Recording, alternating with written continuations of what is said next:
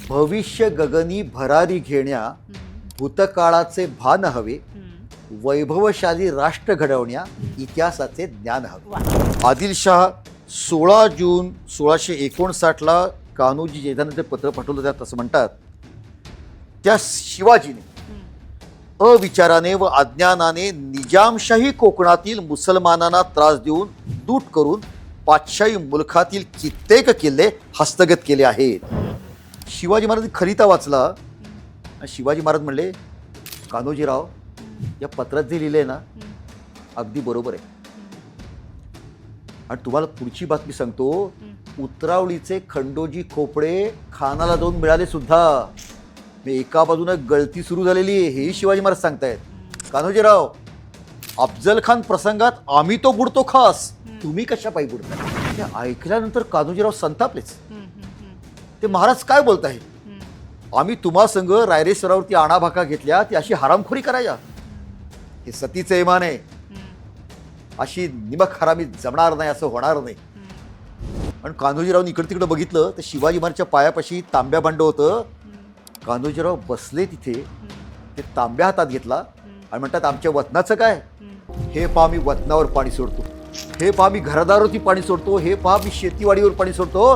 हे पहा, मी उभ्या जिंदगीवर पाणी सोडतो. मी आणि माझी पोरं तुमच्या पायाशी समर्पित होतील. हे जेध्यांचे इमान आहे, हे बेईमान होणार नाही.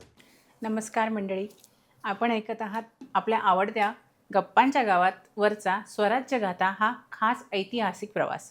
आजच्या भागात आपण जाणून घेणार आहोत मावळातील एक प्रभावशाली आणि स्वराज्यनिष्ठ घराणे, जेधे घराणे. स्वराज्य स्थापनेच्या सुरुवातीच्या टप्प्यात ज्यांनी ठाम साथ दिली आणि निर्णायक क्षणी भूमिका घेतली, त्या घराण्याची गाथा आज आपण उलगडणार आहोत. आज आपल्यासोबत आहेत श्री मोहन शेटे सर, जे या विषयावर अभ्यासपूर्ण मार्गदर्शन करणार आहेत. जेधे घराण्यांचा इतिहास, त्यांचे स्वराज्यातील योगदान आणि त्या काळातील सामाजिक राजकीय परिस्थिती यावर आज सविस्तर संवाद होणार आहेत. शिवाजी महाराज यांच्या स्वराज्य उभारणीच्या काळात स्थानिक देशमुख आणि सरदारांची भूमिका अत्यंत महत्त्वाची होती. त्या पार्श्वभूमीवर जेधे घराण्याचे स्थान नेमके काय होते हे आज आपण जाणून घेऊया. चला तर मग भेटूया सरांना. नमस्कार सर. नमस्कार. तुमचं गप्पांच्या गावात खूप मनापासून स्वागत करते आणि सुरुवातीलाच कृतज्ञता व्यक्त करते की स्वराज्य गाथा या आमच्या सेगमेंटसाठी जेधे घराण्यावर बोलण्यासाठी तुम्ही हो म्हणालात, येतो म्हणालात, त्यासाठी खरंच खूप मनापासून धन्यवाद सर. मला सुद्धा खूप कौतुक वाटतं, कारण छत्रपती शिवाजी महाराज आणि त्यांचा पराक्रम याच्याबद्दल खूप लिहिलं जातं, बोललं जातं. मात्र शिवाजी महाराजांचं हे प्रचंड मोठं जे शिवकार्य उभं राहिलंय स्वराज्याचं, त्याच्यासाठी हजारोंचे हात लागलेले आहेत. अगदी बरोबर. आणि त्यांची सुद्धा प्रेरणादायी चरित्र ही लोकांच्या समोर यायला पाहिजेत. अगदी बरोबर. तुम्ही जो कार्यक्रम करता त्याचं मनापासून मी कौतुक करतो. Thank you sir. तुम्ही ज्या शब्दांमध्ये ते मांडलं, नेमका हाच उद्देश आहे आमच्या स्वराज्य गाथेचा. सर, जेधे घराणे आणि कान्होजी जेधे यांची पार्श्वभूमी जरा आम्हाला प्लीज विस्तारित स्वरूपात सांगाल तर. कान्होजी नाईक जेधे देशमुख हे संपूर्ण महाराष्ट्राच्या मराठ्यांच्या इतिहासातलं अत्यंत मातब्बर असं नाव आहे. मी कवीने जसं वर्णन केलंय की ज्याप्रमाणे रघुनाथाला म्हणजे प्रभू रामचंद्राला हनुमंत, त्याप्रमाणे शिवाजी महाराजांना कान्होजी जेध्यांचं हे अतिशय काम हे उपयोगी पडलेलं होतं. कान्होजी जेधे आणि त्यांच्या जेधे घराण्याचा जो इतिहास आपल्याला जेधे करीना आणि इतर काही ग्रंथात मिळतो. शिवाजी महाराजांच्या वरती सुद्धा जे ग्रंथ लिहिले गेलेले आहेत शिवभारतासारखे, त्याच्यामधनं सुद्धा त्यांचे संदर्भ आपल्याला मिळतात आणि त्याच्यातून हळूहळू त्यांची पार्श्वभूमी आपल्याला कळते. त्या काळामध्ये म्हणजे शिवपूर्व काळामध्ये जर का आपण बघितलं तर 5 बहामनी सत्ता या दक्षिण भारतामध्ये होत्या. त्याच्यामध्ये इमादशाही, बरीदशाही, कुतुबशाही, निजामशाही, आदिलशाही अशा 5 पातशाही होत्या. आणि त्याच्यामध्ये ही जी बरीदशाही होती त्याला बिदरची बरीदशाही असं म्हणलं जायचं. त्यांच्याकडे हे जेधे घराण्यातली काही व्यक्तिमत्व ही कामासाठी होती, सरदार म्हणून होती, अशा नोंदी ही आपल्याला मिळतात. तर त्याच्याकडे ते गेलेले असताना त्यांना कारी हे गाव इनाम म्हणून मिळालं. पुढे घडलं असं की नाईकजी जेधे यांची त्यांच्याच भाऊबंदकीमध्ये काही वितुष्ट निर्माण झालं असेल आणि त्याच्यामध्ये त्यांची हत्या झाली. तेव्हा त्यांची पत्नी ही गरोदर होती आणि मग तिच्या पोटी जो कोणी वारसदार येईल त्याला या जेधे घराण्याचं वारसदार नेमायचं असं सर्वानुमते ठरलं आणि त्यांच्या पोटी या कान्होजींचा जन्म झाला. आणि कान्होजी हे लहानपणापासून कर्तृत्ववान होते, पराक्रमी होते, घराण्याचा वारसा त्यांच्याकडे होता. आणि विशेष म्हणजे बाजी पासलकर हेही शिवाजी महाराजांच्या इतिहासातलं अत्यंत महत्वाचं नाव आहे. ज्या वेळेला शिवाजी महाराजांनी फत्तेखानच्या बरोबर युद्ध केलं त्यावेळेला बाजी पासलकर त्याच्यामध्ये सहभागी झाले होते. आणि त्यावेळेला बाजींचं वय हे जवळजवळ 75 वर्षाचं होतं. ते या वयामध्ये घोड्यावरती मान ठोकून हातामध्ये तलवार घेऊन रणांगण गाजवणारं असं बाजी पासलकर यांचं व्यक्तिमत्व. त्यांची मुलगी सावित्रीबाई ही कान्होजींची पत्नी. म्हणजे कान्होजी हे बाजी पासलकर यांचे जावई होते. ते आपल्या घराण्यातून सुद्धा आणि आपल्या सासरकडनं सुद्धा एक प्रकारचा पराक्रमाचा वारसा हा त्यांना मिळालेला होता. असं हे जेधे घराण्याचं एक फार मोठं स्थान आपल्याला सांगता येईल. भोरच्या पासून अतिशय जवळ रायरेश्वर नावाचं ते प्रचंड मोठं पठार आहे. त्याच्या पायथ्याशी कारी नावाचं गाव आहे. त्याचं वर्णन करताना किर्र झाडी आणि त्यात कारी असं म्हणलं जातं. आजही ते गाव अतिशय छोटंसं आहे कारण ते डोंगराच्या अगदी पायथ्याशी आहे. तिथं हे राहत होते. तिथे त्यांचा अतिशय चौसोपी असा वाडा होता. तिथून जवळच आंबवड आहे आणि त्या आंबवड्याला नागेश्वराचं मंदिर आहे. तर ते यांचं अतिशय श्रद्धेचं असं दैवत होतं. त्याचप्रमाणे रायरेश्वराच्या पठारावरती असणारं शिवशंकराचं जे शिवालय रायरेश्वराचं तेही त्यांचं एक श्रद्धास्थान होतं. आणि हा संपूर्ण जो परिसर आहे, आपण जर का भोरकडून वरंधा घाटाकडे निघालो तर तिथे हिरडोशी नावाचं गाव आहे. आणि म्हणून या संपूर्ण परिसराला नीरा नदीचा जो काठ आहे त्याला हिरडस मावळ या नावाने ओळखलं जातं.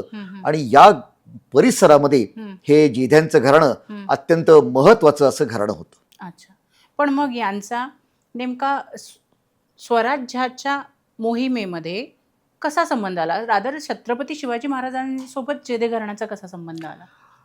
आपण लक्षात घेतलं पाहिजे, हे जे सगळे 5 बहामनी पातशाही मी तुम्हाला सांगितल्या, तर हे आपापसात लढायचे, त्यांची सारखी युद्ध चालू असायची. आणि या युद्धांमुळे त्यांना कर्तबगार मराठी सरदार हे पदरी हवे असायचे. त्या स्वाभाविकपणे जेध्यांकडे कर्तृत्व होतं, पराक्रम होता, स्वतःचं सैन्य होतं, या 12 मावळामध्ये त्यांचा दबदबा होता. आणि त्यामुळे सुरुवातीला बिदरच्या बरीदशाहीमध्ये होते, त्याच्यानंतर पुढे आदिलशाहकडे ते गेले. आणि रणदुल्ला खान नावाचा एक फार मोठा सरदार होता, त्या सरदाराच्या पदरी हे कान्होजी जेधे होते असा उल्लेख मिळतो. पुढे शहाजीराजे सुद्धा, त्यांनी सुद्धा अनेक सत्ता बदलल्या. कधी ते निजामशाहकडे होते, कधी ते मोगलांकडे होते. इतकंच नव्हे, त्यांनी स्वतःचं राज्य स्थापन करण्याचा, स्वराज्य निर्माण करण्याचा शहाजीराजाने सुद्धा प्रयत्न केला होता. निजामशहाला मांडीवर घेतलं होतं, छोट्या निजामशहाला, आणि त्यांनी तो प्रयत्न केला. मात्र नंतरच्या काळामध्ये त्यांचा स्वतःचा स्वराज्याचा प्रयत्न जेव्हा यशस्वी झाला नाही तेव्हा ते कायमस्वरूपी आदिलशाहकडे आले. आणि शहाजीराजे, त्यांचं व्यक्तिमत्व हे सगळं कान्होजी बघतायत. आणि कान्होजींना असं वाटलं की आपण शहाजीराजांच्या पदरी राहावं. आणि म्हणून त्यांनी शहाजीराजांची विनंती केली की तुम्ही मला तुमच्याकडे मागून घ्या. आणि मग शहाजीराजांनी रणदुल्ला खान यांच्याकडे विनंती केली की हा माणूस आम्हाला पाहिजे. आणि त्याप्रमाणे रणदुल्ला खान आणि शहाजीराजे यांची मैत्री होती. त्यांनी कान्होजींना शहाजीराजांकडे दिलं. आणि अशा प्रकारे शहाजीराजांच्या पदरी आता कान्होजी आले. दुसरं असं की पुणे, सुपे, इंदापूर ही सगळी गावं ही जहागिरी म्हणून अनेक वर्ष ही शहाजीराजांकडे होती. म्हणजे अनेकदा शहाजीराजे सत्ता बदलायचे, पण हीच गावं त्यांच्याकडं वतन म्हणून त्यांच्याकडे असायची. आणि त्यामुळे भोर हे अतिशय जवळ, तर पुणे आणि भोर अतिशय जवळ असल्यामुळे त्याही दृष्टीनं कान्होजी जर का आपल्या जवळ असतील, आपल्या पदरी असतील, तर ते शहाजीराजांना सोयीचं होतं. पुढे घटना अशी घडली की इकडं जेव्हा शिवाजीराजांनी स्वतःचं 14व्या वर्षीपासून स्वराज्याचं स्वप्न बघायला सुरुवात केली आणि जशा या बातम्या तिकडे आदिलशाहकडे गेल्या तेव्हा आदिलशाहचा दरबार संतापला. आणि आदिलशाहनी 1648 मध्ये अत्यंत दगाबाजीनं शहाजीराजांना कैद केली. त्याच्यामध्ये अफजल खान पण होता, त्याच्यामध्ये मुस्ताफा खान होता, त्याच्यामध्ये बाजी घोरपडे होते. आणि या सगळ्यांनी कटकारस्थान करून रातोरात शहाजीराजांना कैद केलं. आणि त्याच्यामध्ये कान्होजी जेध्यांना पण कैद झालेली होती. हे दोघेही कैदेत पडले. आणि हा अफजल खान तर इतका दगाबाज होता की त्यांनी शहाजी राजांची विजापूरच्या रस्त्यावरून धिंड काढली. जे शहाजीराजे अत्यंत नामवंत प्रतिष्ठित सरदार होते, ज्यांचा भारतभर दबदबा होता, जे अत्यंत निष्ठेनं आदिलशाची सेवा करत होते, त्यांची त्यांनी धिंड काढली होती. आणि सगळं कान्होजींना आपल्या डोळ्यादेखत बघावं लागत होतं. मात्र या बाजूला शिवाजी महाराज इकडे पुण्यामध्ये असताना त्यांनी आपलं राजकीय चातुर्य पणाला लावलं. त्यांनी आपल्या वडिलांना आदिलशाही कैदेत ठेवलेलं आहे याची तक्रार त्यावेळेला मुघलांचा जो बादशाह शहाजहान होता तिथपर्यंत नेली. आणि शहाजहानचं पत्र जेव्हा आदिलशाहकडे आलं तेव्हा आदिलशाहला शहाजी राजांची मुक्तता करावी लागली. अशा प्रकारे ही सगळ्या घटना तिथे घडत होत्या.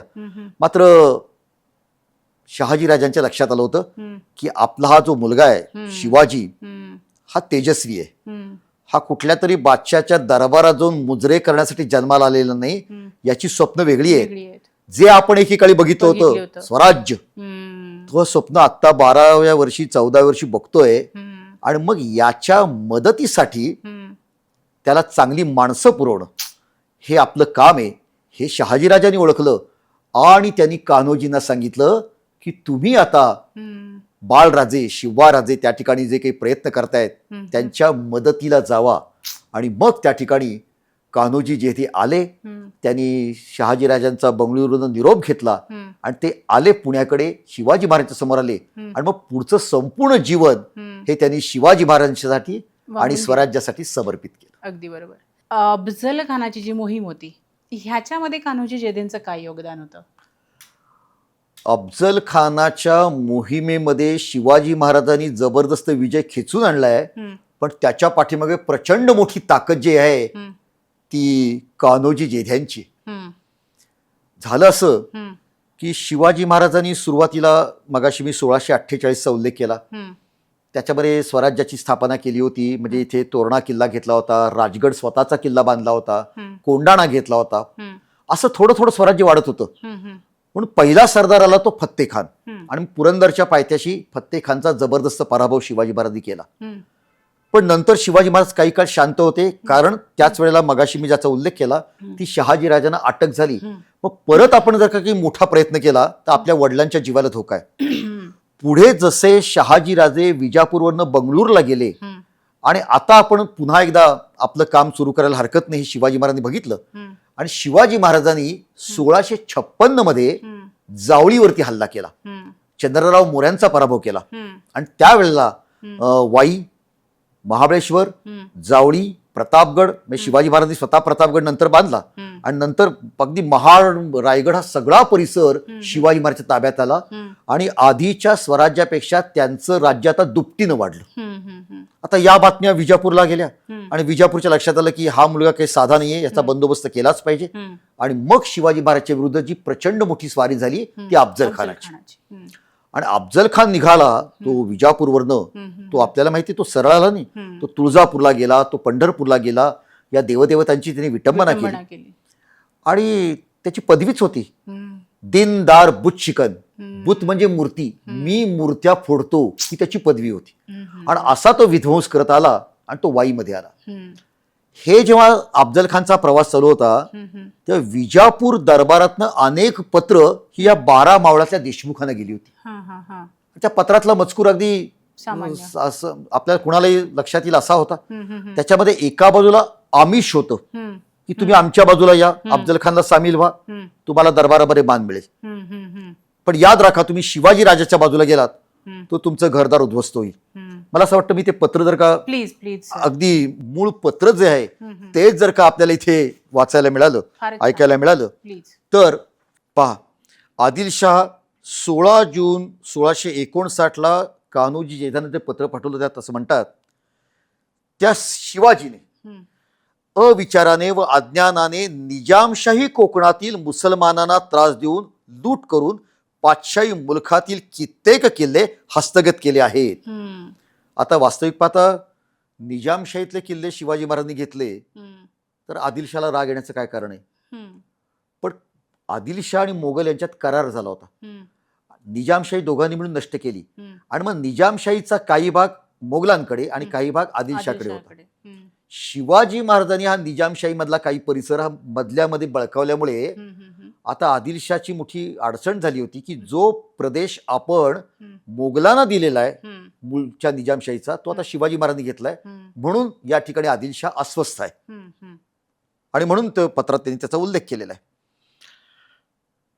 त्याचे पराभवार्थ शिवाजी राजांचा पराभव करण्यासाठी अफजल खान मोहम्मदशाही यास तिकडील सुभेदारी देऊन नेमून पाठवले आहे. हम्म, तरी हम्म, खान मजकुराचे रजामंदीत व ताबेदारीत राहून शिवाजीचा पराभव करून निर्मूळ फडशा करावा. शिवाजीचे निप्सितचे लोक आश्रय न देता ठार मारून या दौलतीचे कल्याण इच्छिणे. खानाच्या सांगण्यावरून तुमची योग्यता वाढवली जाईल. त्यांचे सांगण्याप्रमाणे वागावे. तसे न केल्यास परिणाम चांगला होणार नाही हे जाणून या सरकारी आज्ञेप्रमाणे चालावे. बघा, हे पत्र सामान्य नाही आहे, याच्यामध्ये आमिष पण आहे आणि याच्यामध्ये धमकी सुद्धा आहे. धमकी पण आहे. येस. आणि विजापूरच्या दरबाराची ताकद जर का बघितली तर शिवाजी महाराजांच्या पेक्षा 10 पटीने ती ताकद मोठी आहे. हम्म, तेव्हा ते जे म्हणतायत की याचा परिणाम बरा होणार नाही, हम्म, आणि त्यावेळेला या सुलतानांचे अत्याचार लोक बघतायत. हो. गावाच्या गावं उद्ध्वस्त केली उद्ध्वस्त जात आहेत, केली. हम्म, शेती जाळली जाते, हम्म, घरातल्या बायकांना पळवलं जात आहे, मंदिरं उद्ध्वस्त केली जात आहेत आणि गाढवाचे नांगर फिरवले जात आहेत. हम्म, तेव्हा असं तुमच्या बाबतीत घडू शकतं अशी गर्भित धमकी त्या पत्रामध्ये आहे. हो. प्रश्न आता आहे, हम्म, कान्होजी काय करणार? अगदी बरोबर. येस. आणि कान्होजीनं ते पत्र मिळालं, हम्म, त्याचं वर्णन फार सुंदर वेगवेगळ्या कादंबरीकारांनी इतिहासकारांनी केलेलं आहे हम्म, की ते पत्र मिळालं आणि कान्होजींनी ताबडतोब हम्म, आपल्या 5 मुलांना हाका मारल्या. हम्म, हम्म, कान्होजींना 5 मुलं होती, लक्षात घ्या. हम्म. कान्होजींना 5 पत्नी पण होत्या. अच्छा. सावित्रीबाई, हम्म, येसूबाई, हम्म, चंदूबाई, हम्म, रखमाबाई आणि हम्म. कृष्णाबाई. हम्म, आणि त्यांना 5 मुलं होती, हम्म, बाजी, हम्म, चांदजी, हम्म, नाईकजी, हम्म. मताजी आणि शिवजी. हम्म, हम्म, पत्र मिळालं हम्म, म्हणजे बादशाचा खलिता मिळाला. हम्म, कान्होजींनी क्षणभर विचार केला, हम्म, 5 मुलांना हाका मारल्या, हम्म, चला हम्म, बाहेर पडले. हम्म, आपल्या देवतेला वंदन केलं, आंबवड्याला जाऊन नागेश्वराला वंदन केलं आणि तिथून ते बाहेर पडले. हम्म, आकाशातून इतिहास पुरुष विचारतोय आता कान्होजी कुठं जाणार. एका बाजूला वाईमध्ये अफजल खान आहे हम्म, आणि राजगडवरती शिवाजीराजे. हम्म, वाईच्या छावणीमध्ये गेला तर मान आहे, सन्मान आहे, मनसबदारी आहे, पैसा आहे, माड्या महाल आहे, सगळं काही आहे. हम्म. शिवाजीच्या बाजूला गेलात तर लढाई. मरण्याचा मान मिळेल. हो. तर मरण्याचा. शिवाजी महाराज अफजल खान युद्धामध्ये जिंकतील हम्म, अशी सुतराम शक्यता कुणालाही वाटत नव्हती. हम्म, कारण अफजल खान त्या काळामध्ये संपूर्ण होता. भारतामध्ये कर्तृत्ववान हम्म, असा एक सेनापती होता, हम्म, हम्म, प्रचंड ताकदीचा होता, पराक्रमी होता. हम्म, हम्म. आपल्याला माहिती आहे का की या अफजल खानाने एकदा औरंगजेबाचा पराभव केला होता. म्हणजे प्रत्यक्ष मोगल शहजाद्याचा जो पराभव करू शकतो असा तो अफजल खान. हम्म, तर आता शिवाजी काय वाचतोय, अगदी बरोबर. त्याची ताकद कमी, सैन्य कमी, शस्त्र कमी. आणि असं असताना हम्म, कान्होजी जेध्यांनी मार्ग निवडला तो राजगडचा, आणि ते राजगडवरती शिवाजी महाराजांच्या समोर हजर झाले. हम्म, शिवाजी महाराज मोठं आश्चर्य वाटलं की वर्दी नाही, अचानक कसे काय आलेत. हम्म, शिवाजी महाराजांनी बोलावलं, यावं यावं नाही, बसावं, कसं अचानक येणं केलं. हम्म, तर कान्होजींनी आपल्या कमरेला जो खलिता होता तो शिवाजी महाराजांच्या हातात दिला. हम्म, शिवाजी महाराज तो खलिता वाचला. हम्म, इथं शिवाजी महाराजचं व्यक्तिमत्व समजून घेण्यासारखं आहे. हम्म, शिवाजी महाराज खलिता वाचला हम्म, आणि शिवाजी महाराज म्हणले, कान्होजीराव, हम्म, या पत्रात जे लिहिलंय ना हम्म, अगदी बरोबर आहे. हम्म, आणि तुम्हाला पुढची बातमी सांगतो, हम्म. उतरावळीचे खंडोजी खोपडे खानाला जाऊन मिळाले सुद्धा. मी एका बाजूने गळती सुरू झालेली आहे हेही शिवाजी महाराज सांगतायत. हम्म, कान्होजीराव, अफजल खान प्रसंगात आम्ही तो बुडतो खास, हम्म, तुम्ही कशा पायी बुडताय.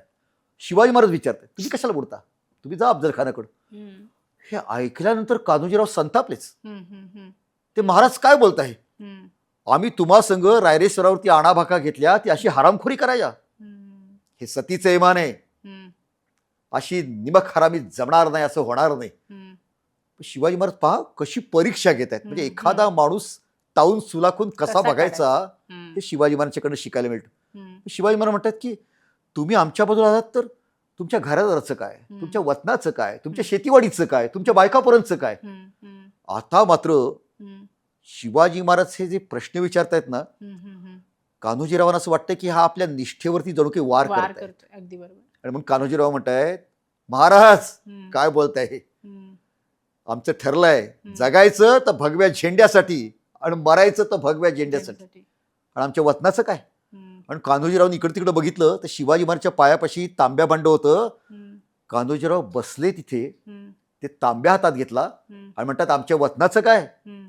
हे पहा मी वतनावर पाणी सोडतो, हे पहा मी घरदारावरती पाणी सोडतो, हे पहा मी शेतीवाडीवर पाणी सोडतो, हे पहा मी उभ्या जिंदगीवर पाणी सोडतो. मी आणि माझी पोरं तुमच्या पायाशी समर्पित होतील, हे जेध्यांचे इमान आहे, हे बेईमान होणार नाही. वा. काय विलक्षण प्रसंग आहे. हे शिवाजी महाराज सुद्धा गहिवरले. ते पटकन खाली वाकले, कान्होजीरावनं उभं केलं आणि ते म्हणले, कान्होजीराव आम्ही तुमची परीक्षा बघितली, हम्म. पण आम्हाला खात्री झाली, कान्होजीराव तुमच्यासारखी माणसं आमच्या पाठीमागे असतील तर 10 अफजल खान आले तर घाबरायचं कारण नाही. हम्म. हम्म. शिवाजी महाराज त्यांना आपल्या शेजारी बसवून घेतलं. हम्म. आणि पुढचं शिवाजी महाराजचं वाक्य फार महत्वाचं आहे. हम्म. शिवाजी महाराज परीक्षाही बघतायत हम्म. पण माया पण करतायत. हम्म. कान्होजीराव, हम्म. वाईमध्ये अफजल खान आहे, हम्म. तुमचं घर कारीला आहे, हम्म. तुम्ही तुमच्या घरातील कुटुंब कबिला हम्म. पुण्याजवळ तळेगावच्या ढमढेऱ्या इथे नेऊन ठेवा, हम्म. म्हणजे तो सुरक्षित राहील.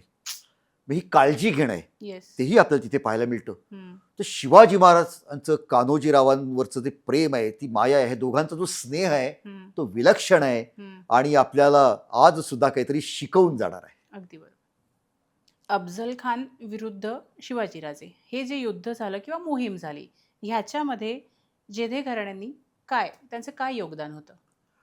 लक्षात घ्या, शिवाजी महाराजचं स्वप्न खूप मोठं होतं. हम्म. अफजल खानचा मला पराभव करायचा आहे हम्म. आणि एका दिवसात करायचा आहे. हम्म. कारण ह्याला गनिमी काव्याचं तंत्र म्हणतात. गनिमी काव्यामध्ये वर्षानुवर्ष लढाई लांबवणं हम्म. हे मान्यच नाहीये. हम्म. या युद्धतंत्राचं वैशिष्ट्य असं आहे, हम्म. कमीत कमी वेळामध्ये हम्म. स्वतःचं कमीत कमी नुकसान करत हम्म. शत्रूचा पूर्ण पराभव म्हणजे गनिमी कावा. हम्म. तर शिवाजी महाराजांना त्या तंत्राचा इथून अवलंब करायचा होता. हम्म. आता तुम्ही कल्पना करा, जवळजवळ 35,000 सैन्य घेऊन अफजल खान वाईमध्ये होत्या. हम्म. शिवाजी महाराजांकडे एवढं सैन्य नव्हतं. हम्म. तर त्याचा पराभव करायचा असेल तर आपल्याला केवढी मोठी मोहीम करावी लागेल आणि किती काळ ते युद्ध लांबवावं लागेल. हम्म. शिवाजी महाराजांना कमीत कमी वेळात यश पाहिजे होतं हम्म. आणि म्हणून त्यांनी ते संपूर्ण त्याची मोहिमेची आखणी केली. हम्म. पण हम्म. हे करायचं असेल हम्म. तर जीवाभावाचे विश्वासू, बुद्धिमान, चतुर असे साथीदार पाहिजेत, अगदी हेही बरोबर. तितकेच आवश्यक होते. हम्म. कान्होजीरावांनी स्वतः तर शिवाजी महाराजांच्या पायाशी संपूर्ण जीवन समर्पित केलं होतं, हम्म. पण शिवाजी महाराजांना हम्म. हा सगळा 12 मावळातली लोक आपल्या मागे यायला पाहिजे होती. हम्म. हम्म. तर ती ताकद उभी राहिली आणि पूर्ण जिद्दीनं, विश्वासानं उभी राहिली तर यश खेचून घेणार. हम्म. हम्म. शिवाजी महाराजांनी सांगितलं कान्होजीरावांना, कान्होजीराव, हम्म. जसं पत्र तुम्हाला आलंय, जसा खलिता बादशाचा तुम्हाला आलाय, तसा तो 12 मावळ त्या सगळ्या देशमुखांना गेलेला आहे. अगदी बरोबर. ते घाबरले असतील, हम्म. ते संभ्रमात असतील. हम्म. ही तुमची जबाबदारी आहे की तुम्ही त्यांना एकत्र करा. हम्म. हम्म. आणि मग कान्होजीरावांना ह्याचं महत्व लक्षात आलं. हम्म. ते कारीला गेले हम्म. आणि त्यांनी 12 मावळ्यातल्या देशमुखांना एकत्र केलं. हम्म.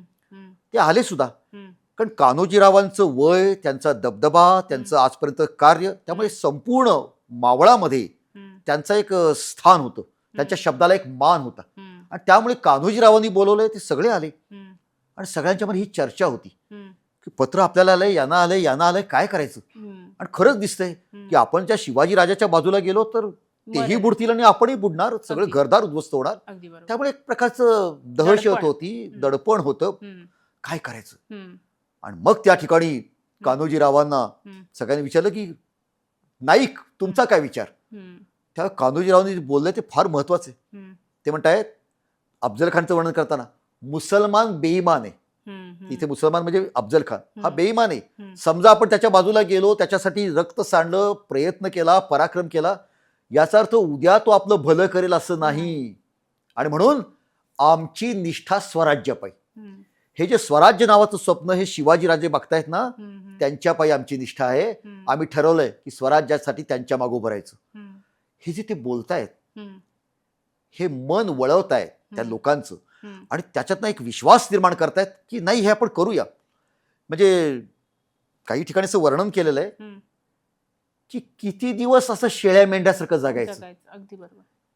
मेलो तर मरू, पण मरू. सिंहासारखं का होईना एक दिवस जगूया, अगदी बरोबर. असंच Yes. म्हणतात. हम्म. आणि जर का या शिवाजीराजांनी हा प्रयत्न हातामध्ये सुरू केलेला आहे, हम्म. हा समजा यशस्वी झाला हम्म. तर आमची शेतं जळतायत, आमची बायका पोरं पळवली जात आहेत, आमच्या डोळ्या देखत ज्यांची आम्ही वर्षानुवर्ष पूजा केली ही मंदिरं उद्ध्वस्त होत आहेत, ती तुळजापूरची भवानी, तो पांडुरंग पंढरीचा ह्यांच्या मूर्त्या भंग पावतायत, हे बघत राहायचं वर्षानुवर्ष. मग काय हरकत आहे शिवाजी महाराजांच्या पाठीमागे उभं राहायला? अगदी बरोबर. अशा प्रकारे त्यांनी लोकांचं ते मन वळवलं ना, ते फार महत्वाचं आहे आणि त्याच्यामुळे पुढचं यश मिळालेलं आहे. आणि मग कान्होजीरावांनी ही सगळी मावळातली हत्यारबंद सहस्त्र हातांची भवानी शिवाजी महाराजांच्या पाठीमागे उभी केली, असं वर्णन त्याचं केलेलं आहे. Yes. आणि मग हे सगळे आले शिवाजी महाराजांच्या पाठीमागे की करायचं, आता स्वराज्यासाठी लढाई करायची. आणि मग शिवाजी महाराजांचा सुद्धा त्याच्यातनं उत्साह वाढला. आणि पुढे मात्र शिवाजी महाराज जे नियोजन केलंय तेही महत्वाचं आहे. कारण अशा ह्या गनिमी काळाची जी लढाई असतात ना, त्याच्यामध्ये विश्वास आणि त्याहीपेक्षा जी रणनीती आखली जाते ती नेमकी समजावून घेऊन कार्य करणं. आजच्या काळामध्ये ज्यावेळेला मिलिटरीमध्ये आपण सर्जिकल स्ट्राईक म्हणतो, अगदी बरोबर. त्यावेळेला प्रत्येक माणसाचं काम ठरवून दिलेलं असतं. ती वेळ पाळणं, समजून घेणं, ऐन वेळी समजा निर्णय चुकला तर ए प्लॅन फसल्यानंतर बी प्लॅन तयार असणं, ह्या ज्या गोष्टी असतात ना, ती माणसं पण तशी असायला पाहिजे. निष्ठा तर असली पाहिजेच, अगदी बरोबर. पण चातुर्यही असलं पाहिजे. हे दोन्हीची गरज होती. आणि कान्होजीराव त्याच्यामध्ये सुद्धा अतिशय तरवेज होते, हे आपल्याला पुढच्या अनेक युद्धांवरनं कळतं. तर शिवाजी महाराजांनी जेव्हा अफजल खान नंतर जावळीमध्ये आला, शिवाजी महाराजांनी त्याच्यावरती अनेक प्रकारचे प्रयोग केले आणि त्याच्या मनामध्ये आपण जावळीत जाऊ असा विचार निर्माण केला. तर शिवाजी महाराजांचं फार मोठं राजकीय चातुर्य आहे. आणि त्या ठिकाणी ज्याला मंत्रयुद्ध असं म्हटलं जातात किंवा इंग्लिशमध्ये ज्याला सायकॉलॉजिकल वॉर म्हटलं जातं, की त्याच्या मनावरती असा परिणाम करायचा की आपण जावळीत जाऊ असा निर्णय त्यांनी घेतला पाहिजे. आणि त्याप्रमाणे ते जावळीमध्ये आले. मी असं म्हणतात की जो सेनापती शत्रूला त्याच्या गैरसोयीच्या आणि आपल्या सोयीच्या रणांगणात खेचून आणतो तो लढाईपूर्वीच 50% जिंकलेला असतो. शिवाजी महाराजांनी अफजल खानला जावळीत आणलं, इथं लढाईपूर्वीच ते 50% जिंकलेले होते. पण पुढचं महत्वाचं होतं, म्हणजे एक युद्धाचा भाग होता ते म्हणजे शिवाजी महाराजांनी अफजल खानचा वरती त्या शामेन्यात वध करणं. पण खाली सुद्धा जवळ 30,000 सैन्य होतं ना, त्या सैन्याचा कमीत कमी वेळात नाश करणं हेही सोपं नव्हतं. तर शिवाजी महाराजांनी त्या प्रतापगडच्या पायथ्याशी जे जंगल आहे त्या जंगलामध्ये कान्होजी जेधे यांची नेमणूक केली होती. पार नावाचं गाव आहे, तिथे मोरोपंत पिंगळे होते. आणि जो घाट खाली कोकणाकडे जातोय त्या ठिकाणी नेताजी पालकर त्यांच्या घोडदळासकट उभे होते. आणि अशी वेगवेगळ्या भागामध्ये हे सगळे नेमलेले होते. आणि कान्होजी जेधे प्रतापगडच्या पायथ्याशीच होते. शिवाजी महाराजचा विश्वास पहा किती आहे. म्हणजे तुम्हाला मी म्हणजे मगाशी म्हटलं ना, ए प्लॅन फसला तर बी तयार पाहिजे. शिवाजी महाराजांनी कान्होजींना सांगितलं होतं की अफजल खानला मारायचंय, पण समजा या अफजल खाननी मलाच कैदेत टाकलं, मलाच हातापायात बेड्या घालून तो खाली निघाला घेऊन, तर तुम्ही तिथे आहात, तुमचं लक्ष असलं पाहिजे आणि तुम्ही हल्ला करायचा आणि तुम्ही माझी सुटका करून मला प्रतापगडावरती घेऊन जायचं. मी पहा, आपल्याला शिवाजी महाराजांनी अफजल खानला मारलं आणि पुढे काय करायचं ठरलं होतं, पण हेही ठरलं होतं. आणि दुसरं असं की कान्होजींना अतिशय जवळची प्रतापगडची जागा दिली त्या जंगलातली. आणि खरोखरच म्हणजे अजून एक शिवाजी महाराजचा अंदाज चुकला. काय ठरलं होतं, नियम असे ठरले होते भेटीचे की अफजल खाननी येताना आपले 10 अंगरक्षक आणायचे आणि ते शामेन्यापासून बाणाच्या अंतरावरती, म्हणजे धनुष्यातनं बाण जिथे जातो त्या टप्प्यापाशी ठेवायचे. शिवाजी महाराजांनी पण 10 अंगरक्षक आणायचे असं ठरलं होतं. पण अफजल खान जो निघाला ना, त्याने किती माणसं बरोबर आणली? 1,500. ठरले होते 10, निघाले 1,500. ते सुद्धा पठाण आणि बंदूकधारी. ते जर का वर आले असते तर किती सगळी योजना फसली असती. पण तिथे पंताजी गोपीनाथ बोकील होते, शिवाजी महाराजचे वकील, तेही चतुर. आणि ते एकदम खानाला म्हणले की हे कसं काय बरोबर आहे? तर खान म्हणला हा वो भी हमारे साथ आएंगे. तर पंताजी काय म्हणले की हे जर का वरती येतील तर शिवाजीराजे बाहेर येणारच नाहीत किल्ल्याच्या, मग काय करणार? आणि मग खानाच्या लक्षात आलं की खरंच की. आणि मग खानाने सांगितलं की मग यांना थांबवा इथेच. तर पंताजी म्हणले इथे वाटेत कुठे थांबवता, पुढे जरा सपाटी तिथे त्याला बसू देत. आणि मग ते 1,500 पठाण तिथे येऊन बसवले.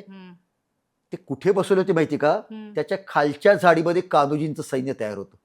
म्हणजे कान्होजींना हे नंतर कळलं असेल की हे आणलंय, हे ठरलेलं नव्हतं हे वरती इथे येतील ते, पण तेही तिथे आले. आणि मग कान्होजींनी पुढच्या युद्धामध्ये जे नंतर झालं. प्रत्यक्ष अफजल खानचं वध झाल्यानंतर झालं. जे प्रचंड युद्ध झालेलं आहे हम्म. त्या युद्धामध्ये त्यांचा सुद्धा त्यांनी बिमोड केला, त्यांचा नाश केला. आणि म्हणून अफजल खानाला वरती शिवाजी महाराजांनी मारलं, ते कसं मारलं हे वेगळं सांगायची गरज नाही, ते सर्वांना माहिती आहे. माहितीये. पण शिवाजी महाराजांनी तोफांचे बार केले. हम्म. बघा, हम्म. हे जे सगळं शिवाजी महाराजचं सैन्य लपलेलं आहे ना, हम्म. कुठे नेताजी पालकर आहेत, कुठे मोरोपंत पिंगळे आहेत, कुठे कान्होजी आहेत, हम्म. त्यांना कळणार कसं एकाच वेळेला युद्ध सुरू करायचं आहे ना, ते कळणार कसं? हम्म. म्हणून ही संकेताची खूण होती. हम्म. तोफेचा आवाज झाला की हम्म. खाली जे विजापूरचं सैन्य आहे त्यांना असं वाटेल हम्म. वरती दोन मोठी माणसं भेटतायत, त्याच्या सन्मानाच्या तोफा वाजतायत, हम्म. आपण झोपायला हरकत शकत नाही. आणि मराठी सैनिकांना कळणारे या क्षणी हल्ला करायचा. करायचं. म्हणजे आवाज एक, हम्म. अर्थ दोन वेगळे दोन वेगळे. वेगळे. आणि तसा तोफांचा आवाज झाला, तसे हे सगळे तुटून पडले. खरं तर आपल्या मराठी सैनिकांपेक्षा 4 ते 5 पटीनं खालचं जास्त सैन्य जास्ती होतं, होतं. पण ते बेसावध होते. याचा बरोबर फायदा घेतला आणि त्यांचा काही तासामध्ये जबरदस्त पराभव केला. हम्म. आणि त्या पराभवातनं अनेक गोष्टी ज्या मिळाल्या हम्म. त्या कुठल्या मिळाल्या? हत्ती मिळाले, घोडे मिळाले, तलवारी मिळाल्या, ढाली मिळाल्या, भाले मिळाले, प्रचंड खजिना मिळाला.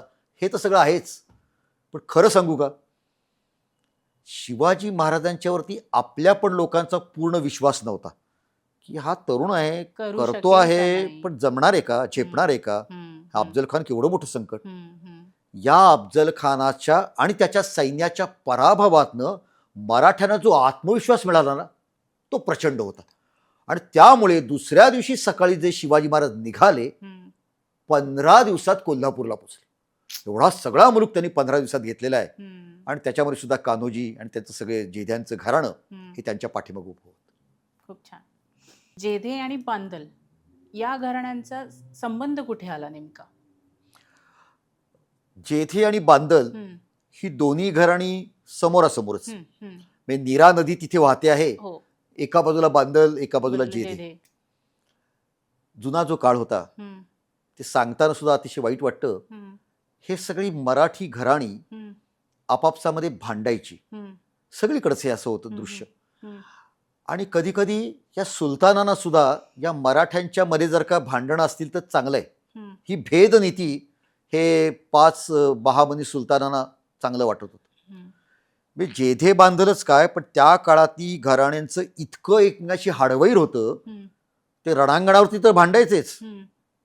पण यांच्या घरामध्ये जर का विवाह समारंभ असेल, हो. त्या मंगल कार्यामध्ये हल्ला करायचा आणि वरात चालले असताना त्यांची मुंडकी कापायची.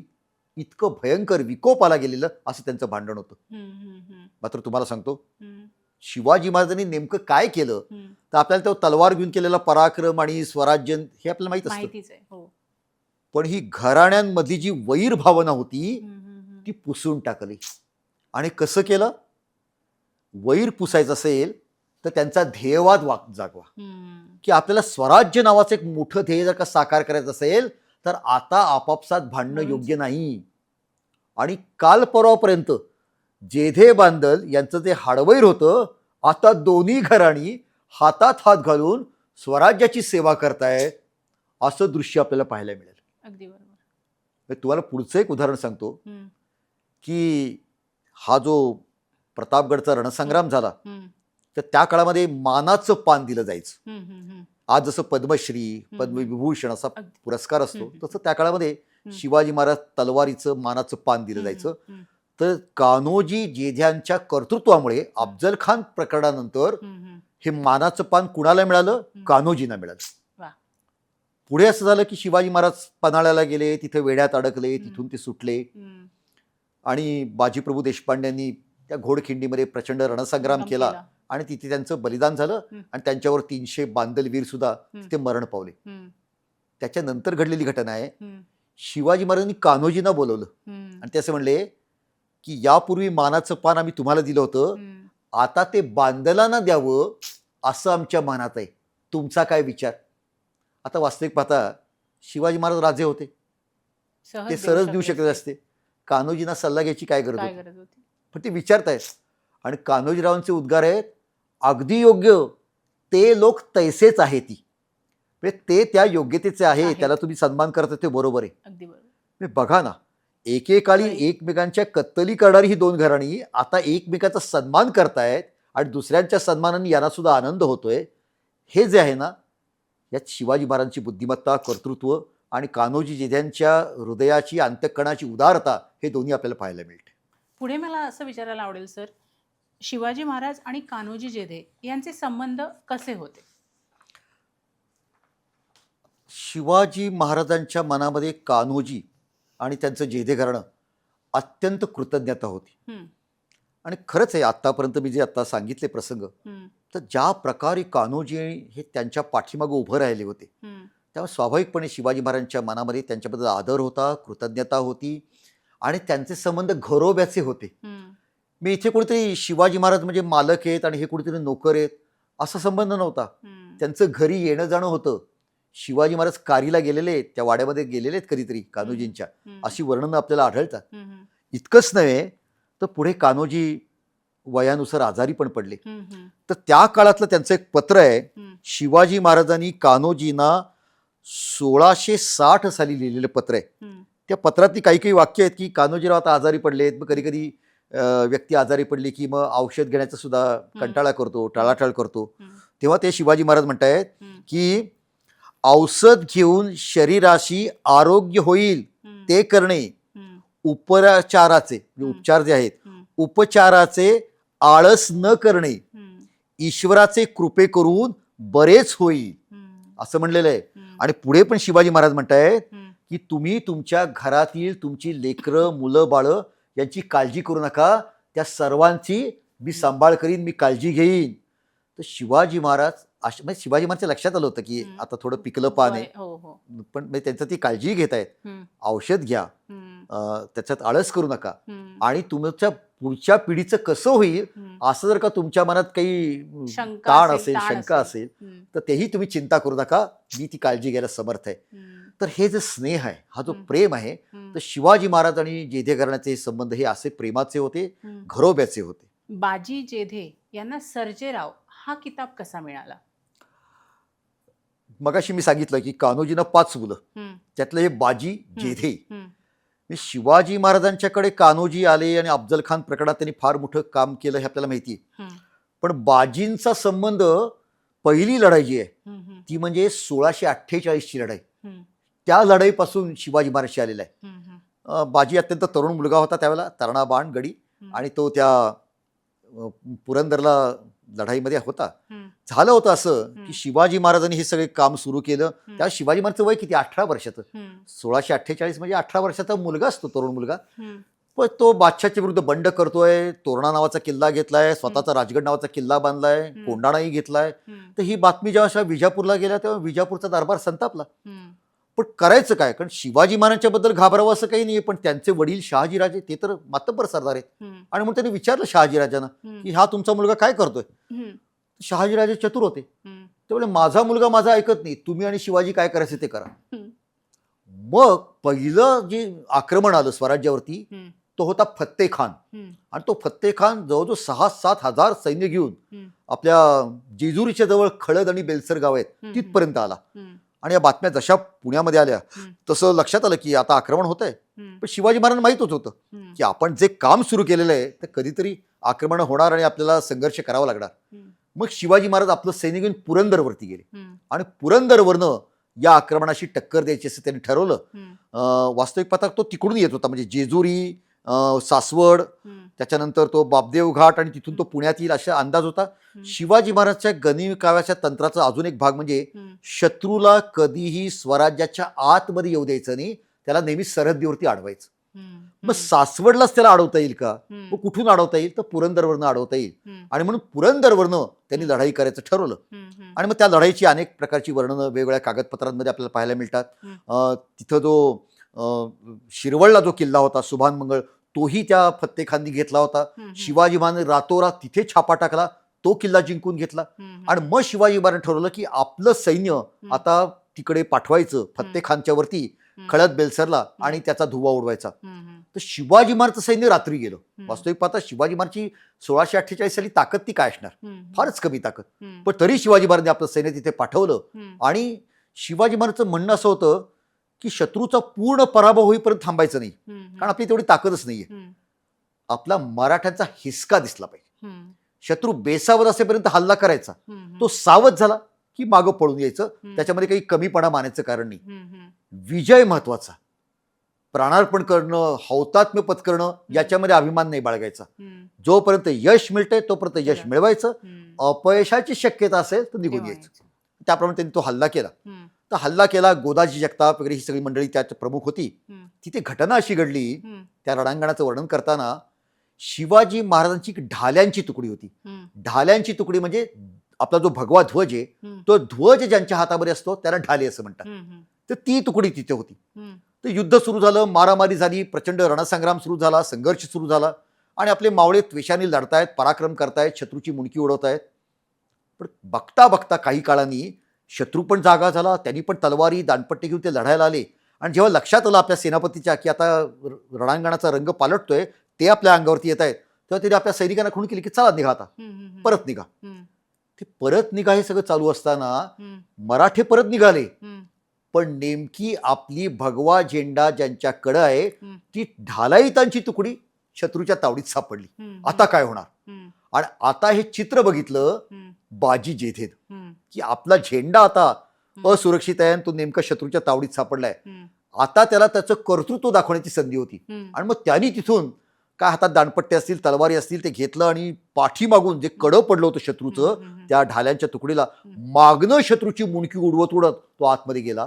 आतमध्ये इतकी अवस्था वाईट होती, ती काही 10-15 माणसं असतील ती किती काळ लढणार, कारण हजारोंनी शत्रू त्यांच्या अंगावरती तुटून पडत होता. म्हणजे असं वर्णन आहे की बेटावरती चारी बाजूनी सागराच्या लाटा आदळव्यात तसा शत्रू आदळतोय आणि तो झेंडा संकटात सापडलेला आहे. आणि मग तो बाजी जेथे आतमध्ये गेला आणि त्यांनी तो झेंडा आपल्या हातामध्ये घेतला. एका हातात झेंडा, एका हातामध्ये दांडपट्टा, लगाम धरलेला आहे दातामध्ये, आणि तो घोडा असं वळवलेला आहे आणि पुन्हा तो संघर्ष करत करत निघालेला आहे. तो झेंडा निघाल्यानंतर शत्रूचे सैनिक पण म्हणतात की तो झेंडा काढला पाहिजे, तो खाली तुडवला पाहिजे, त्याचा अपमान केला पाहिजे. पण त्या लोकांच्या हातात झेंडा पडू न देता तो घेऊन आला पुरंदरवरती आणि त्यांनी ती अतिशय यशस्वी असं ते काम त्यांनी करून दाखवलं. पुढे जेव्हा ती पुरंदरची लढाई यशस्वी झाली, फत्ते खान मान खाली घालून निघून गेला आणि मग जेव्हा सगळे ते सैनिक एकत्र आले, कारण स्वराज्याची पहिली लढाई होती आणि त्याच्यामध्ये शिवाजी महाराजांनी कौतुक केलं, कोणाला बक्षीस दिलं, कोणाला काय केलं, पण त्यांनी कौतुक कोणाचं केलं सर्वात जास्त? या बाजीचं. त्याला बोलवलं. तर तो बाजी याचा लाजत लाजत तरुण मुलगा तो आला शिवाजी महाराजच्या शेजारी. शिवाजी महाराज त्याला कौतुक केलं आणि सगळ्यांना सांगितलं की तुम्ही सगळ्यांनीच पराक्रम केलाय. पण बाजीनं काय केलं? यांनी स्वराज्याचा झेंडा सांभाळलाय. झेंडा महत्वाचा आहे. जगायचं तर झेंड्यासाठी, मरायचं तर झेंड्यासाठी, इतका तो झेंडा महत्वाचा आहे. आणि म्हणून आम्ही बाजीचं कौतुक करतो आणि आजपासून त्याला किताब देतो बाजी सर्जेराव जेधे. सर्जा म्हणजे सिंह. आज आम्ही बाजीला सर्जेराव असा किताब देतोय. आणि त्या दिवसापासून त्या बाजीचा नाव लौकिक वाढला आणि त्यांनी प्रचंड पुढच्या काळामध्ये पराक्रम स्वराज्यासाठी केलेला आहे. अगदी खूप छान. शिवाजी महाराजांच्या नंतरच्या काळात जेधे घराण्याची काय भूमिका होती? कान्होजी, त्यांचा पुत्र बाजी, या सगळ्या घराण्यांनी शिवाजी महाराजांच्या संपूर्ण काळामध्ये प्रचंड सेवा केली. कान्होजींचं निधन लवकर झालं, पण नंतर त्यांच्या घराण्यांनी सेवा केली. आणि 1680ला शिवाजी महाराजांचं रायगड किल्ल्यावरती महानिर्वाण झालं. त्याच्यानंतरचा काळ फार भयंकर होता, कारण प्रत्यक्ष औरंगजेब इथे आला होता. लक्षावधी म्हणजे जवळजवळ 5 ते 7 लाखाचं सैन्य त्याने आणलं होतं. आणि आपल्याला माहिती आहे की पहिल्यांदा संभाजी महाराजांनी संघर्ष केला. संभाजी महाराजांना पकडून अत्यंत हाल करून मारलं. मग राजाराम महाराज आणि त्याच्यानंतर ताराराणी. या सगळ्या काळामध्ये अतिशय प्रतिकूल परिस्थितीमध्ये महाराष्ट्र आणि त्यातलं स्वराज्य टिकवून ठेवणं हे फार महत्त्वाचं काम होतं. आणि राजाराम महाराजांची तर अवस्था अशी झाली की त्यांना माहीत होतं की आपण जर का महाराष्ट्रात थांबलो तर जे संभाजीराजांचं झालं तेच आपलं होईल. आणि म्हणून राजाराम महाराज इथून जे निघाले ते पार तामिळनाडूतल्या जिंजीच्या किल्ल्यावरती गेले. म्हणजे राजा नाही, राजधानी नाही, सिंहासन नाही, तरी सुद्धा महाराष्ट्र लढतोय. आणि यावेळेस सगळ्या सरदार घराण्यांनी फार मोठं काम केलेलं आहे. आणि त्याच्यामध्ये हे बाजी सर्जेराव यांचं योगदान फार महत्वाचं आहे. त्यावेळेचं एक वर्णन असं आहे, म्हणजे राजाराम महाराज जिंजीला गेले असताना ते थोडंसं त्यातल्या काही ओळी मी वाचून दाखवतो की सर्जेराव यांनी आपल्या विश्वासू वतनदार देशमुखांच्या गोटामध्ये त्यांना घेतलेलं होतं संभाजीराजांच्या हत्येनंतर राजाराम महाराज गादीवर आले.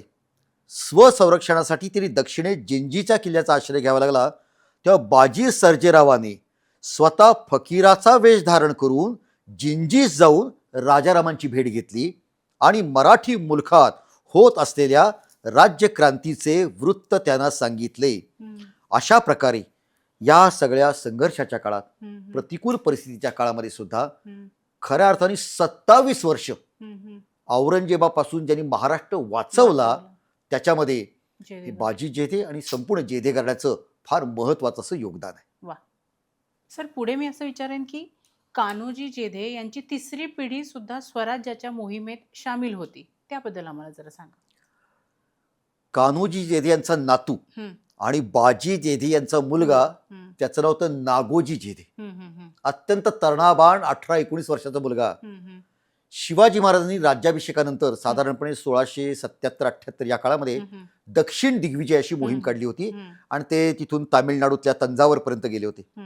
तर त्यावेळेला विजापूरच्या परिसरामध्ये हंबीरराव मोहिते सरसेनापती यांच्या नेतृत्वामध्ये हुसेन खान मियाना याच्याबरोबर लढाई झाली. त्याला कोप्पलची लढाई, गदगची लढाई असं म्हणून मानलं जातं. आणि त्या लढाईमध्ये जबरदस्त हे युद्ध झालेलं होतं आणि त्या युद्धात हा तरुणाबाण तेजस्वी जेधे घराण्याचा वारसदार नागोजी जेधे लढत होता. आणि त्यांनी बघितलं की तो हुसेन खान हा हत्तीवरती अंबारीत बसलेला आहे आणि त्याला असं वाटलं की जाऊन आपण पराक्रम करावा, आपलं कर्तृत्व दाखवावं. आणि त्याने हातामध्ये भाला घेतला आणि तो दौडत दौडत निघाला आणि त्या हत्तीपर्यंत आला आणि त्यांनी एकदम लगाम खिचून त्या घोड्याचे दोन्ही पाय हवेमध्ये उंच झाल्यानंतर जो भाला पेलला तो त्या हुसेन खानच्या दिशेने टाकलेला होता. पण आपलं दुर्दैव असं की हुसेन खान त्याच्यामध्ये वाचला, त्याच्यापर्यंत तो भाला पोचलाच नाही.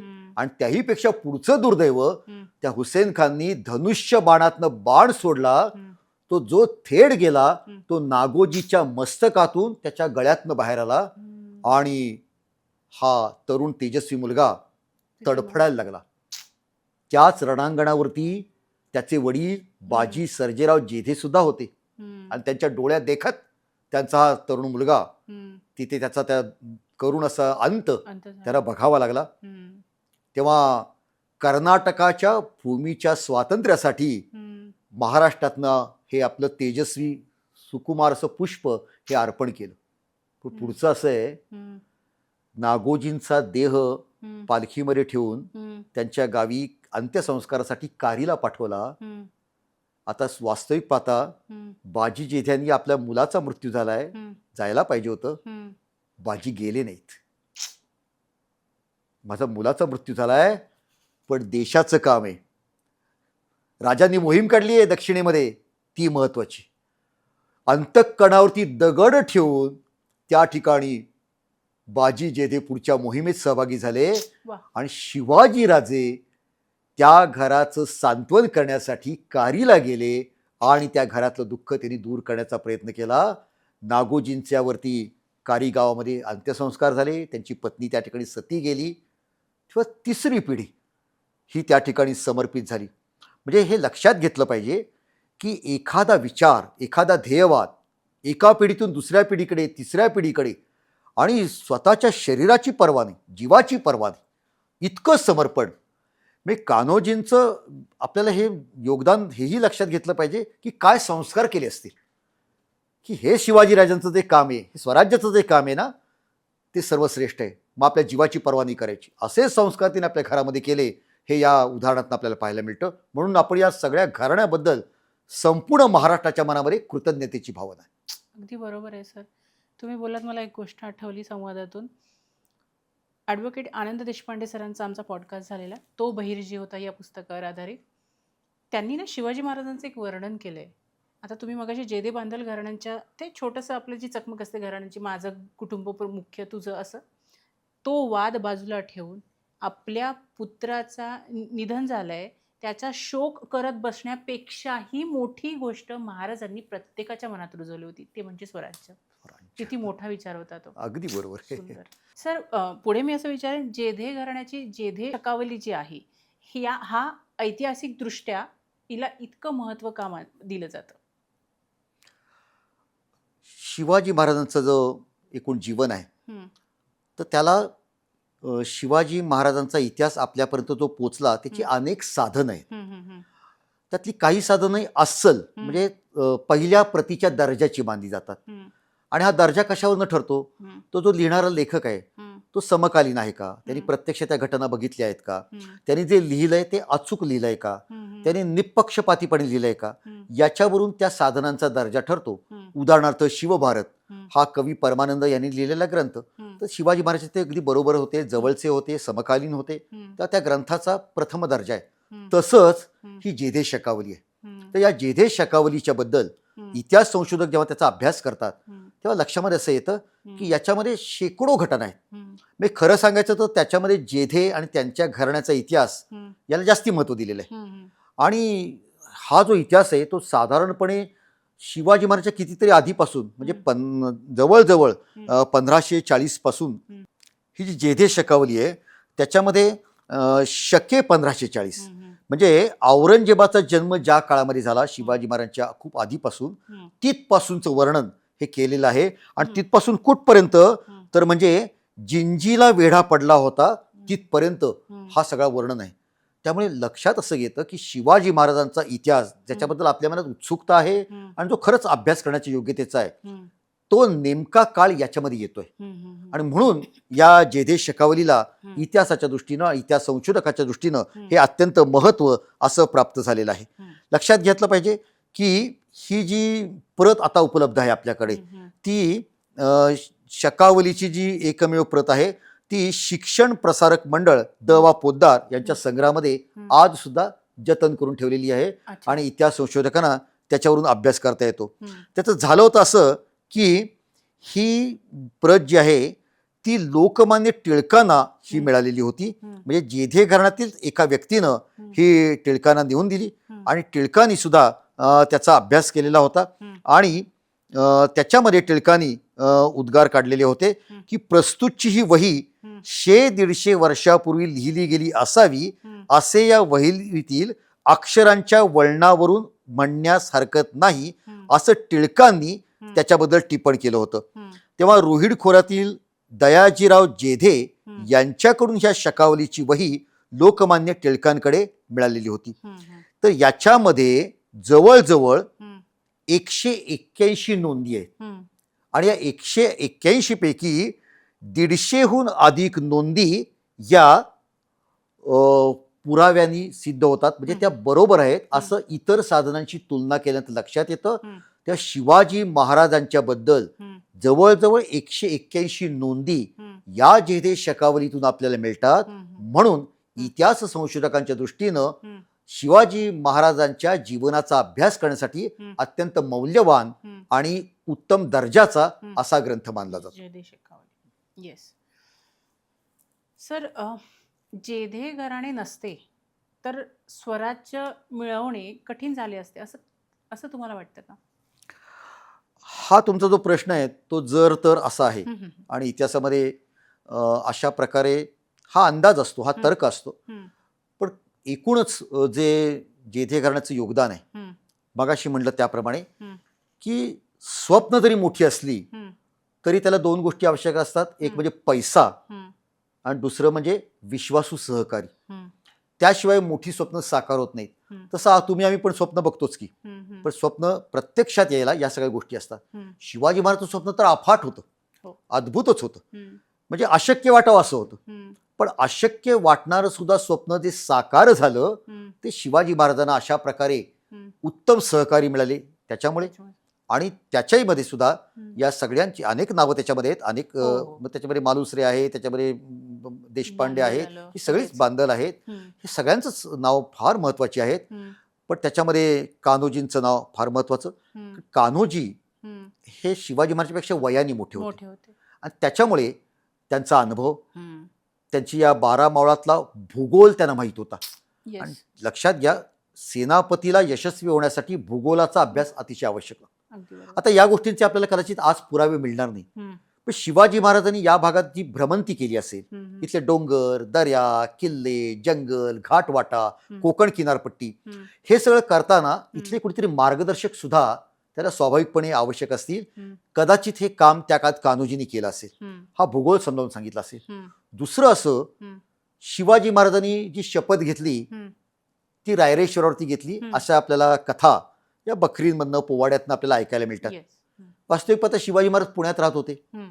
मग पुण्यात सुद्धा कार्यक्रम करतात असतात, करता चाल असतं. हो. पण शिवाजी महाराज रायरेश्वर निवडतात. हम्म, म्हणजे कान्होजी जेधे ज्या रायरेश्वराच्या पायथ्याशी राहतात त्याच परिसरातील म्हणजे त्या हिरडस मावळातील सगळे मावळे हे आपल्या बरोबर आहेत आणि त्या मावळ्यांच्या मनामध्ये या सगळ्या स्वराज्याच्या स्वप्नाबद्दल एक निष्ठा निर्माण करायची असेल तर त्यांचं जे श्रद्धास्थान आहे रायरेश्वर, तिथेच आपण शपथ घेऊ, असं असेल का, असं आपण त्याच्यामधनं एक तर्क मांडू शकतो. त्या इथे सुद्धा कान्होजींचं महत्त्व हे आपल्या कळून लक्षामध्ये येतं. हम्म, आणि कान्होजी जे आले ना हम्म, ते एकटे नाही आले, हम्म. सगळ्यांना बारा घेऊन आले. मावळ घेऊन आले. सगळा मावळ 12 मावळातली जी मावळे आहेत हम्म, त्यांना आणलं.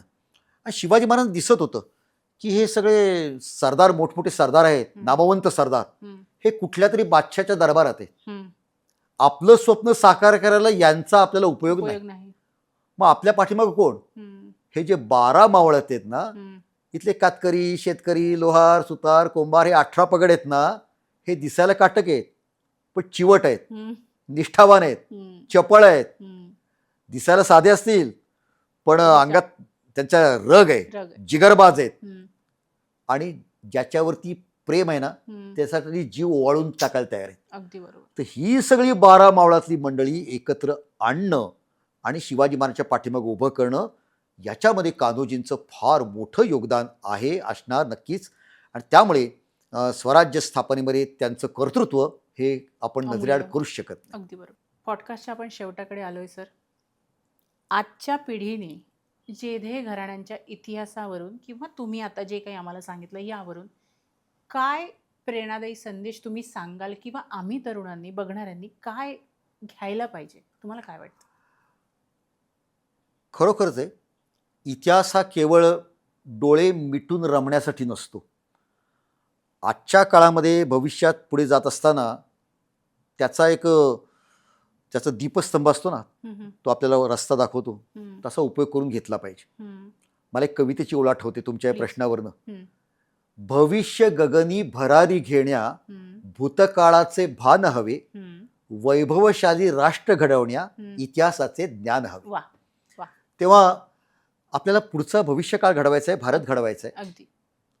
कधी कधी वर्तमान काळात असं वाटतं हम्म, की निष्ठा नावाची गोष्ट राहिली आहे का? पदासाठी, पैशासाठी, अशा प्रकारे मोह स्वार्थासाठी स्वार्थासाठी इकडून तिकडे उड्या मारणं, आणि हे केवळ राजकीय क्षेत्रात नाही आहे, सर्व क्षेत्रात सगळीकडेच. सगळीकडे पाहायला मिळतं. हम्म, आणि अशा वेळेला हम्म, एक पिढी नाही, दुसरी पिढी, तिसरी पिढी फक्त देशाची सेवा करते आहे. तर ह्याच्यातनं आपल्याला पाहायला मिळतं निष्ठा. नुसती निष्ठा नाही तर संस्कारातून निष्ठेचं सुद्धा संक्रमण पुढच्या पिढीत हे करणं. तर कधी कधी एखादा तरुण मुलगा म्हणतो की बाबा तुम्ही केलं असेल तुमच्या काळामध्ये, मला नाही हे पटत, मला जिकडं पैसा मिळेल तिकडे मी जाईल. तर तसं नाही आहे, हा संस्कार हेही पाहायला मिळतं. आणि कान्होजी ज्या प्रकारे पाणी त्या ठिकाणी टाकतात वतनावरती, तर ज्याला प्राधान्यक्रम की काय महत्त्वाचं आहे, जसं तानाजी मालुसरे म्हणून गेले ना की आधी लगीन कोंडाण्याचं मग माझ्या रायबाचं. आम्ही नागरिकशास्त्रामध्ये मुलांना शिकवतो की आपल्या घरापेक्षा आपला देश महत्त्वाचा आहे. तर ही मुलं कान्होजी असतील किंवा तानाजी असतील हे नागरिकशास्त्र शिकायला शाळेमध्ये गेले नव्हते, पण त्यांनी हा विचार आपल्या जगण्यातनं आणि आपल्या मरण्यातनं सुद्धा शिकवलेला आहे. अगदी बरोबर. आज आपण म्हणतो राष्ट्र प्रथम, हम्म, पण हे त्यांनी करून दाखवलं. आणि म्हणून जेव्हा मी राजगड किल्ल्यावरती माझ्या विद्यार्थ्यांना घेऊन जातो हम्म, आणि त्या सदरेवरती उभा राहतो, हम्म, तेव्हा मी त्यांना सांगतो की इथे हम्म. इथं पाणी सोडलं, इथं त्या कान्होजी रावांनी आपल्या वतनावरती पाणी सोडलं. मुलांनो, या मातीचे कण आपल्या कपाळी गंध म्हणून लावा, इतकी पवित्र आहे. वा. आणि त्यामुळे ते नुसते बोलणारे नव्हते, करून दाखवणारे होते. त्यांनी कृतीतनं हे दाखवलेलं आहे. आणि म्हणून निष्ठा असेल, त्याग असेल, समर्पण असेल, बलिदान असेल आणि राष्ट्रभक्ती असेल, या सगळ्या गुणांचं अत्यंत दैदिप्यमान आणि ज्वलंत उदाहरण म्हणजे जेधे घराणं आहे.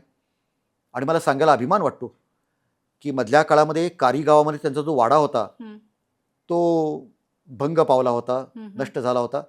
पण आत्ताच्या काळातल्या त्यांच्या पिढीनं तो वाडा पुन्हा उभा केलाय. वा.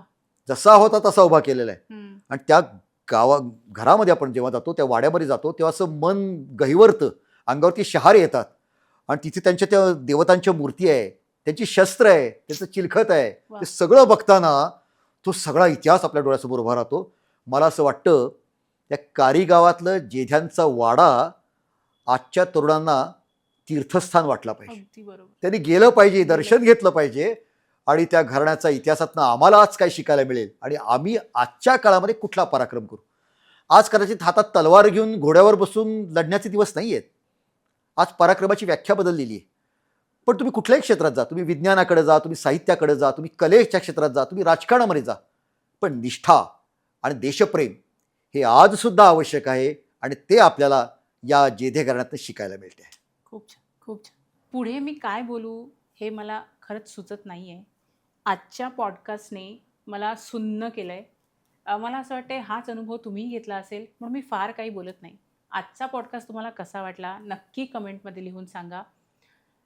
माझी कळकळीची विनंती आहे तुम्हाला, जितका जास्त तुम्हाला हा पॉडकास्ट शेअर करता येईल तेवढा तो पुढे नेण्याचा प्रयत्न करा.